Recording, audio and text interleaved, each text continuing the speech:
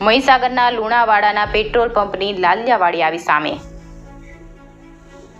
Bharat petrol પંપના માલિક અને કર્મચારીઓની ગેરવર્તણૂક। ગ્રાહકો સાથે કરે છે ગેરવર્તણૂક। ગ્રાહકને ભગવાન માનવામાં આવે છે, પરંતુ અહીંયા કંઈક અલગ જ પરિસ્થિતિ। ગ્રાહકોને પેટ્રોલ પંપના માલિક અને કર્મચારીઓ બોલે છે અપશબ્દો। પેટ્રોલ પંપના માલિકે કહ્યું કે આવું જ થશે, જે કરવું હોય તે કરી લો। પેટ્રોલ પંપના માલિક અને કર્મચારીઓ પર ઉઠ્યા અનેક સવાલ। કેમ થાય છે ગ્રાહકો સાથે આવી વર્તણૂક? આવા પેટ્રોલ પંપના માલિક પર અનેક સવાલ ઉભા। રિપોર્ટર મુકેશ બારૈયા, મહીસાગર।